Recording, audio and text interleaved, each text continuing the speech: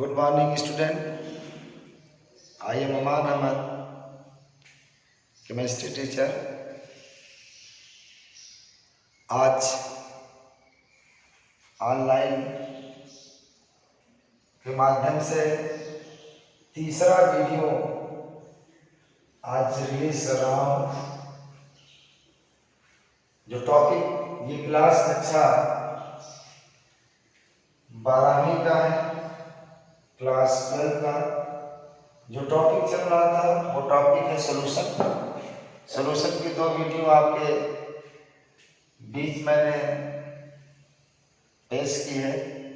आज तीसरी वीडियो आपके सामने आपके लिए मैं रिलीज करूंगा। तो पिछले टॉपिक जो सोल्यूशन का जो टॉपिक चल रहा था, पिछले वीडियो में मैंने जो आर्टिकल पढ़ाया था, जो कंप्लीट किया था, विलियन की सांद्रता को व्यक्त करने की विभिन्न विधियां। उसके बाद जो आज नेक्स्ट आर्टिकल मैंने शुरू किया था वो आर्टिकल था अणु संघ गुण। ठीक है, अणु संघ गुण वो टॉपिक मैंने शुरू किया था। उसमें मैंने बताया था कि अणु संघ गुण 4 होते हैं। एक परासरण दाब, वाष्प दाब में अवनमन, क्वथनांक में उन्नयन और हिमांक में अवनमन। ये 4 ऐसी प्रॉपर्टी है जो क्वालिटेटिव प्रॉपर्टी कहलाती है, जिनकी प्रकृति जो है विलय के अणुओं की संख्या पर निर्भर करती है। तो सबसे पहले अगर देखते हैं कि परासरण क्या होता है। परासरण ऑस्मोसिस दो टर्म बहुत कॉमन आपके बीच में आते हैं, एक तो विसरण और एक परासरण। विसरण को डिफ्यूजन कहा जाता है। तो बड़ा आसान है। सॉल्यूशन में दो चीज सॉल्यूट प्लस सॉल्वेंट आता है। जब सॉल्यूट के मोशन की बात आती है, इसके लिए एक टर्म डिफ्यूजन आता है और सॉल्वेंट के मोशन के लिए टर्म जो होता है ऑस्मोसिस आता है। कहता है ऑस्मोसिस आता है। तो ऑस्मोसिस सॉल्यूट और सॉल्वेंट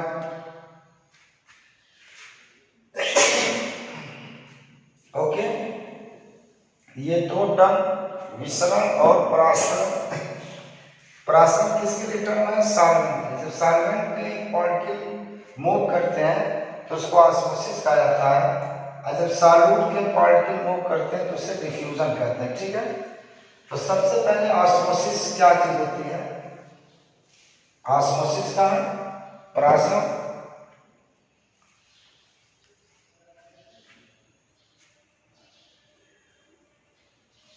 परासरण क्या चीज है? विलयन से, देखिए थोड़ा सा इसको समझना। ये एक कंटेनर है, इसको पार्चमेंट झिल्ली पार्चमेंट झिल्ली के द्वारा हमने इसको अलग कर दिया। यहाँ पे दो सोल्यूशन हमने कर दिए, एक सोल्यूशन ये और दूसरा सोल्यूशन ये। ये सोल्यूशन ए नाम दे दिया, ये सोल्यूशन बी दे दिया। ये पार्चमेंट मेम्ब्रेन पीएम और पार्चमेंट झिल्ली सेमी पर्मेबल मेम्ब्रेन पार्चमेंट झिल्ली। यहाँ पे ये जो विलियन ए है ये डाइल्यूट है। क्या डाइल्यूट है? और ये कैसा है? ये कॉन्सेंट्रेट विलियन है। क्या सांद्र विलियन है। अब डाइल्यूट विलियन में आपको पता है सॉल्वेंट की मात्रा ज्यादा होगी। क्या होगी? सॉल्वेंट की मात्रा ज्यादा होगी और डाइसॉल्वेंट की मात्रा क्या होगी? कम होगी। कंसंट्रेट में क्या होगा?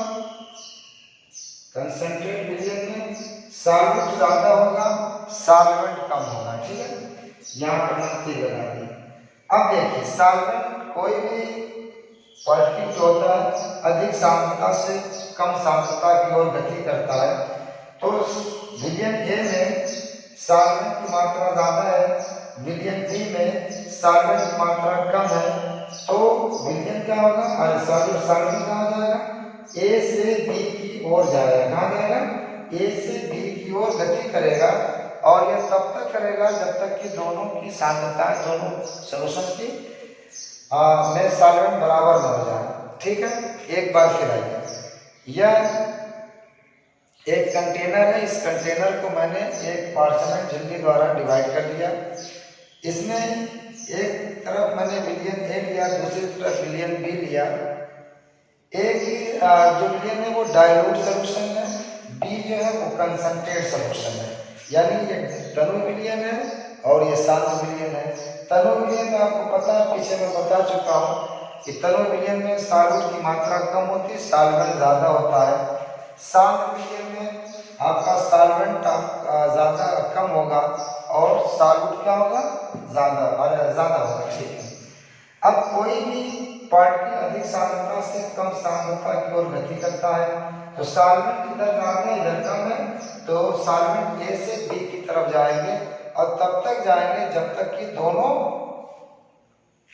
क्या जाए? जब तक कि दोनों विलियन में सॉल्वेंट की सांद्रता बराबर न हो जाए। ठीक है, चलिए इसको मैं डिफाइन करता हूं। कहा था कि अर्धपारगम झिल्ली द्वारा तनु विलियन से विलायक का शांत विलियन की ओर गति करना परासरण कहलाता है। क्या कहलाता है? परासरण। एक बार अर्धपारगम झिल्ली द्वारा तनु विलियन से विलायक का शांत विलियन की ओर गति करना परासरण कहलाता है। ये निशान मैंने दिखाया है सॉलिड मोशन का, परासरण कहलाता है। ठीक है, अब देखो ये इस परासरण के लिए पार्चमेंट झिल्ली, अर्धपारगम झिल्ली का होना जरूरी है और विसरण के लिए अर्धपारगम झिल्ली का होना जरूरी नहीं है। प्लाज्मा मेम्ब्रेन क्या होती है? प्लाज्मा मेम्ब्रेन क्या होती है? Sorry, PM parchment membrane.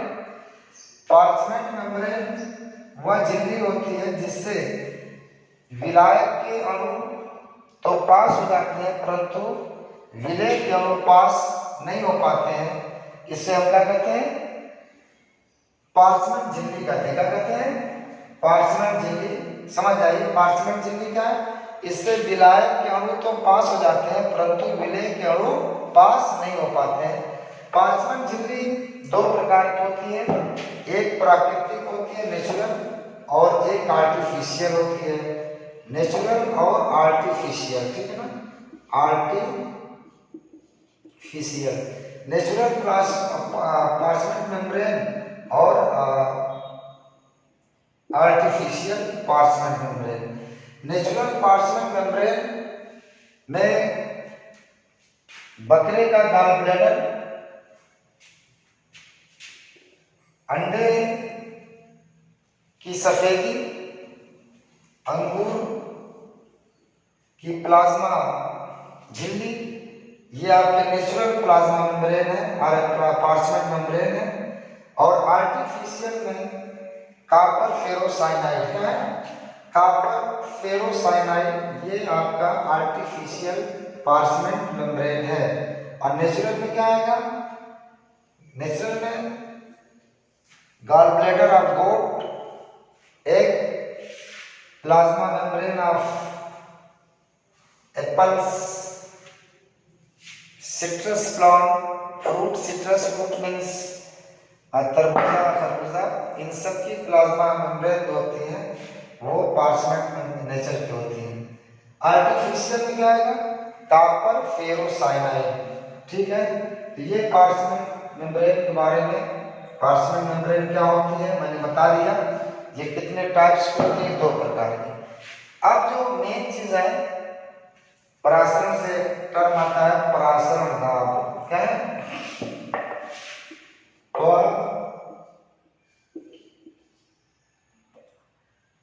परासरण दाब, osmotic pressure,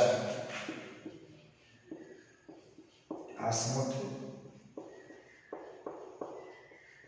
pressure. Osmotic pressure बड़ा आसान है, इसको समझ लीजिए। जैसा कि मैंने एक कंपार्टमेंट बनाया था, 2 कंपार्टमेंट, प्लाज्मा मेम्ब्रेन ये आपकी है, ये आपका ए सॉल्यूशन ये बी है। विलायक कणों जो है ए से बी की ओर क्या होते हैं? मोशन है। ऑस्मोटिक प्रेशर क्या होता है? बहुत आसान। कहा था कि विलयन पर लगाया गया चाहे विलयन का परासरण दाब उस वाह्य बल के बराबर है जो विलायक की गति को क्या है? तनु विलयन से सांद्र विलयन की ओर गति कर रहे विलायक की गति को रोक देता है, उसे परासरण दाब कहते हैं। क्या कहते हैं? परासरण दाब कहते हैं। क्या मतलब समझे? देखो यहाँ ऊपर से एक दाब लगाया जाएगा, ये दाब लगाया जाएगा तो परासरण दाब उस दाब के बराबर है जो विलायक की गति को क्या कर देता है? रोक देता है। तो कहा जाता है कि परासरण दाब उस वाह्य दाब के बराबर है जो प्लाज्मा मेम्ब्रेन द्वारा विलायक तनु विलयन से सांद्र विलयन की ओर गति कर रहे होते हैं, उसको रोक देता है। उसको हम क्या कहते हैं? उस दाब को कहा था परासरण दाब। एक सिंपल लैंग्वेज में समझ लीजिए कि वह वाह्य दाब जो विलायक की गति को रोक देता है, उसे हम क्या कहते हैं? परासरण दाब कहते हैं। ठीक है, परासरण दाब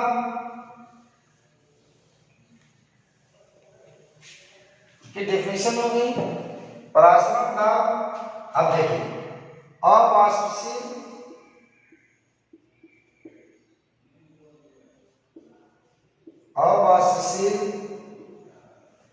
विलेय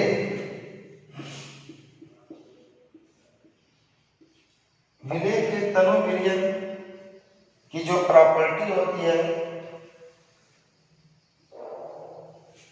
अभी ठीक, उससे पहले हेडिंग डाल लीजिए परासरण दाब के नियम, law of osmotic pressure, law of osmotic pressure, law of osmotic pressure, osmotic परासरण दाब के नियम, इसको गिवन बाय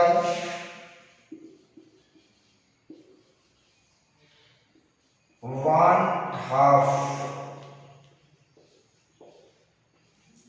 हाफ ने इसको दिया है ऑस्मोटिक परासरण दाब नियम को। अब देखिए, परासरण दाब नॉन वोलाटाइल या अवाष्पशील विलेय का तनु विलयन और गैस का जो गैस के जो गुण होते हैं वो समान होते हैं। ध्यान रखिएगा, अवाष्पशील विलेय का तनु विलयन और गैसों के गुण क्या होते हैं? लगभग समान होते हैं। इसलिए वान हाफ ने जब अपना नियम दिया था तो उसमें वान हाफ ने जो नियम दिया था उसमें गैसों के नियम को भी जोड़ दिया है, यानी गैस के नियम देने वाले वैज्ञानिक का नाम भी उसमें जोड़ दिया है। तो गैस नियम किसने दिया था? बायल्स और चार्ल्स ने। तो वान हाफ ने जो अपना नियम दिया था उसमें बायल्स और चार्ल्स का भी नाम जोड़ दिया है। इसलिए जोड़ा है क्योंकि गैसों की प्रॉपर्टीज होती है अवाष्पशील विलयन, अवाष्पशील विलय के तनु विलयन के समान होते हैं। पहला नियम क्या है? पहला नियम क्या है? Boyle one half rule, Boyle's one half rule, ये पहला नियम। इसमें कांस्टेंट क्या रखा गया? कांस्टेंट रख दिया गया इसमें, जानते हैं क्या चीज? टेम्परेचर को कांस्टेंट रख दिया गया। तो क्या देखा गया कि T जो है वो डायरेक्टली प्रोपोर्शनल क्या है? C के। C क्या चीज है? C क्या चीज है? ये विलेय की मोलर सांद्रता है। क्या है? विलेय की क्या चीज है? मोलर सांद्रता है। इक्वेशन हमने एक बना लिया, ठीक है। क्या लिखा? बॉयल्स वन हाफ रूल क्या है? कांस्टेंट रखा, टेम्परेचर तो देखा, P क्या है? C के डायरेक्टली प्रोपोर्शनल है। इसको कैसे डिफाइन करेंगे? डिफाइन कैसे करेंगे? कहा जाता है कि स्थिर ताप पर अवाष्पशील विलेय के तनु विलयन का परासरण दाब अवाष्पशील विलेय की मोलर सांद्रता के सीधे समानुपाती होता है, ठीक है। एक बार फिर, स्थिर ताप पर विलयन का परासरण दाब अवाष्पशील विलेय की मोलर सांद्रता के सीधे समानुपाती होता है। नोट कर लीजिए। अब देखिए दूसरा नियम क्या है? बॉयल्स की जगह चार्ल्स लिख देंगे। चार्ल्स वन हाफ रूल, इसमें कांस्टेंट क्या रखा था? सांद्रता। क्या रखा था? सांद्रता। देखा जब T डायरेक्टली प्रोपोर्शनल किसके? T के हैं। T डायरेक्टली प्रोपोर्शनल किसके हैं? T के है।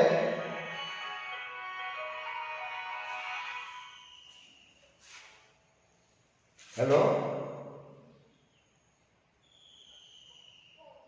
हाँ कहाँ है? क्या है? अभी आते हैं।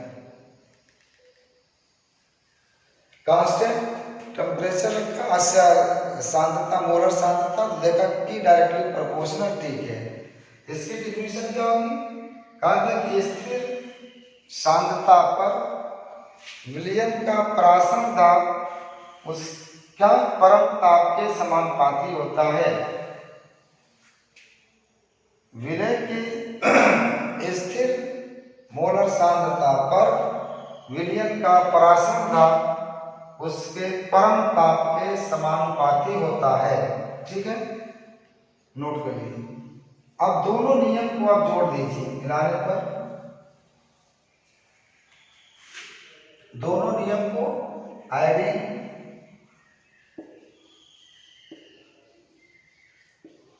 बोथ रूल, देखिए P क्या हो जाएगा? Directly proportional C into T। क्या? C into T। अब प्रोपोर्शनल हटाओगे तो कांस्टेंट लगाना पड़ेगा। P बराबर हो जाएगा CST। क्या है? CST। ये क्या है? कांस्टेंट है। क्या है?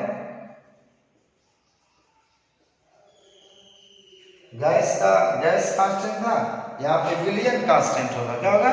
इसका मान भी वही होता है जो मान होगा 0.0821, जो मान आपका गैसीय में R का था वही मान इसका होगा। CST। ये क्या? C क्या चीज है? विलेय की मोलर सांद्रता है। S क्या चीज है? Solution constant. T क्या चीज है? टेम्परेचर है। टेम्परेचर को किस में लिया जाएगा? केल्विन में लिया जाएगा, ठीक है ना। अब देखिए इसको, ये तो आपका एक समीकरण मिल गया, इससे एक आप न्यूमेरिकल निकाल लेंगे, या इसको चेंज कर सकते हैं दूसरे फॉर्म में। P बराबर, ये मोलर सांद्रता है, N/V हो जाएगा ST। क्या अगर आपका सवाल जो है किसमें दिया गया है, मोल के रूप में दिया, मोलर सांद्रता में दिया तो इस फार्मूले को पुट कर देंगे। अगर मोल में दिया गया है N/V/ST, C बराबर क्या होता है, C बराबर होता है N/V। यहाँ कर दिया आपने, N मोल है, V क्या है, आयतन है, ठीक है। ये दूसरा फार्मूला इस समीकरण का। और तीसरा फॉर्म इस समीकरण का क्या हो जाएगा, अगर P को V को इधर ले लीजिए, PV बराबर N का मोल है W/MST, इसका तीसरा फॉर्म हो गया। ये क्या हो गया, तीसरा फॉर्म हो गया। तो इस फार्मूले में जो इक्वेशन मिला उसको तीन फार्मों में आप कन्वर्ट कर सकते हो। P बराबर CST, C क्या चीज है, मोलर सांद्रता। अगर सवाल आपका मोलर सांद्रता में दिया है, इस समीकरण से आप क्या वैल्यू निकालोगे। अगर सवाल आपका मोल में दिया गया है तो आप इस समीकरण से क्या है, आप इसको C को N/V में कन्वर्ट कर दिया। अगर सवाल आपका मोल के टर्म में दिया है तो इस इक्वेशन से आप प्रॉब्लम सॉल्व करोगे। अगर आपका विलेय का भार ग्राम में दे दिया है तो इसको आपने कन्वर्ट कर दिया इस रूप में, तो आपका W/MST हो जाएगा। N बराबर क्या होता है, W/M, N बराबर क्या, मोल, तो W/M हो जाएगा। आपने यहाँ कर दिया। ये तीन फार्मूले हो गए, तीन फार्मूले से आप क्या करेंगे, वैल्यू आप निकालेंगे, ठीक है ना। तो ये आपका अब देखिए,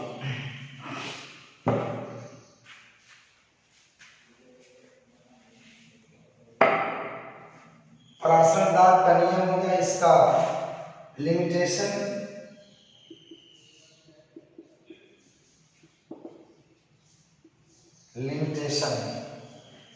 इसकी लिमिटेशन क्या है, यह गणित सीमाएं का यह केवल अवाष्पशील तनु विलयन पर लागू होता है। यह अवाष्पशील तनु विलयन पर लागू होता है। ड्रॉबैक क्या है, ड्रॉबैक ये है कि यह उस अवाष्पशील तनु विलयन, यह उस अवाष्पशील विलेय के तनु विलयन पर लागू नहीं होता है जिसमें विलेय क्या वियोजित या संगुणित होते हैं। ध्यान रखिएगा, लेकिन सीमाएं क्या, लिमिटेशन क्या है, यह केवल अवाष्पशील विलेय के तनु विलयन पर लागू होता है।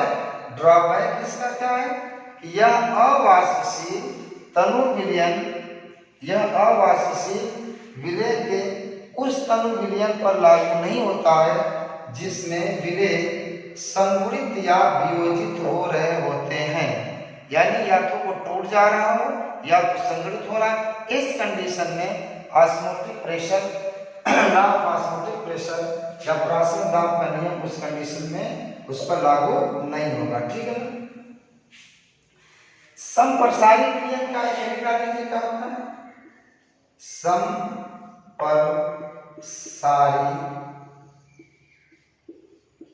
विलयन, समप्रसारी विलयन, isotonic solution, isotonic,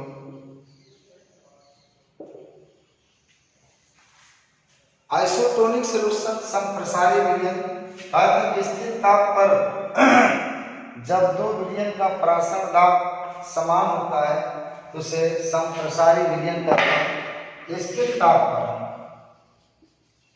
constant temperature पे जब दो विलयन का परासरण दाब समान होता है उसे समप्रसारी विलयन कहते हैं, ठीक है।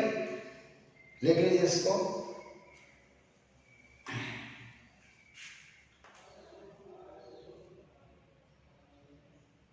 देखिए कि स्थिर ताप पर जब दो विलयन का परासरण दाब समान होता है तो उसे क्या कहते हैं, समप्रसारी विलयन कहते हैं। देखिए P1 बराबर P2 हो गया। अब देखिए दो विलयन है, एक विलयन पे P1 बराबर CST, ये तो कांस्टेंट रहने दीजिए इसको, और P2 बराबर क्या हो जाएगा C2H2। ये भी कांस्टेंट है, टेम्परेचर भी कांस्टेंट है। ये दोनों विलयन के अलग अलग क्या हो गए, समीकरण हो गए प्राशन दाब के। अब देखिए P1 बराबर P2 के तो C1H3 और यहाँ पे क्या लिख सकते हैं बराबर C2H3, ये कैंसिल हो जाएगा, C1 बराबर C2। ये आपका इक्वेशन आ गया, इसको आप चेंज करेंगे।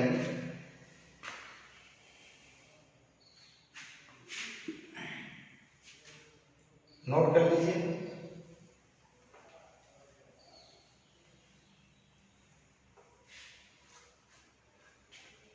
अब देखिए C1 को हम क्या करेंगे,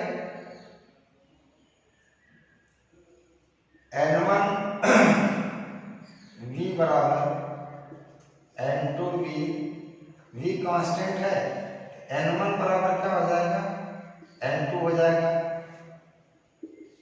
इफ V बराबर कांस्टेंट, अब इसको आप चेंज कर सकते हैं ना, या रहने दीजिए इसी तरह से V1 V2, इसको इस फॉर्म में भी न्यूमेरिकल आ सकता है। इस फॉर्म W बाई M का लिए W बाई M1 V1 बराबर W2 बाई M2 V2, जिस पे भी आपका न्यूमेरिकल आ सकता है। ठीक है ना, चलिए इस पर मैं कल एक्सरसाइज अगली वीडियो में दूंगा, अभी आप आर्टिकल देख लें। इस पे नेक्स्ट आर्ट वीडियो पे मैं आपको एक्सरसाइज दूंगा। N1 अपान V1 बराबर N2 अपान V2, या V1 अपान M1 V1 बराबर V2 अपान M2 V2, ये आपका सवाल पूछे जाते हैं।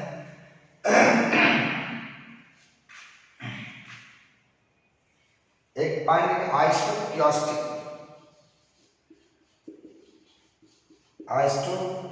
सॉल्यूशन,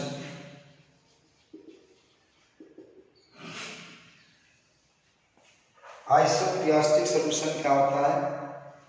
आइसोपियोस्टिक सॉल्यूशन का वह सॉल्यूशन होता है जो समान ताप पर जब दो विलयन का वाष्प दाब समान होता है तो उसको आइसोपियोस्टिक सॉल्यूशन कहा जाता है। नोट कर लीजिए, समान ताप पर जब दो विलयन का वाष्प दाब समान होता है तो उसे हम क्या कहते हैं, आइसोपियोस्टिक सॉल्यूशन कहते हैं। ओके, ठीक है। अब देखिए इसमें एक अति प्रसारी अल्पप्रसारी विलयन का होता है। अति प्रसारी विलयन और अल्पप्रसारी,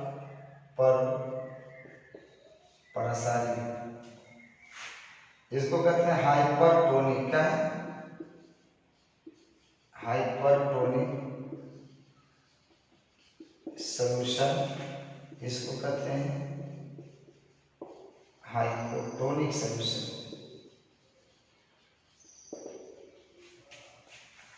दो विलयन के कंपैरिजन में यहाँ पे दो विलयन का कंपैरिजन किया गया परासरण दाब के आधार पे। कहा जाता है कि वह विलयन जिसका परासरण दाब अधिक होता है उसको हाइपरटोनिक सॉल्यूशन कहते हैं, और वह विलयन जिसका परासरण दाब क्या होता है, कम होता है, उसे हाइपोटोनिक सॉल्यूशन कहा जाता है। वह विलयन जिसका परासरण दाब अधिक होता है उसे हाइपरटोनिक सॉल्यूशन कहते हैं, और वह विलयन जिसका परासरण दाब क्या होता है, कम होता है, उसको हाइपोटोनिक सॉल्यूशन कहता है। हाइपर का मतलब होता है अधिक और हाइपो का मतलब होता है लेस, मोर और लेस, लेस प्रेशर और हाई प्रेशर। ठीक है, ये पॉइंट हो गई, लिख लीजिए।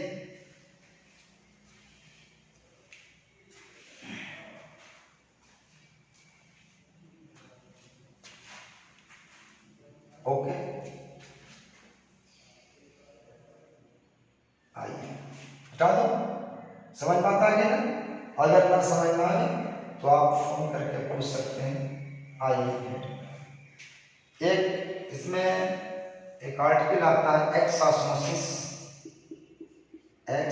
ऑस्मोसिस और दूसरा है एंडोस्मोसिस। एक्सॉस्मोसिस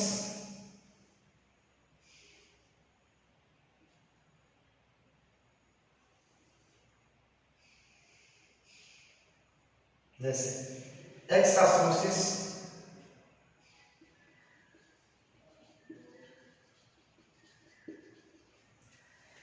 शुगर सॉल्यूशन में है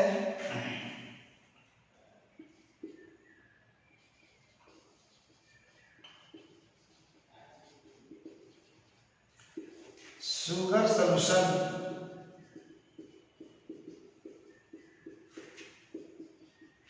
इसमें ग्रेप आप डाल दिए, क्या डाल दिए?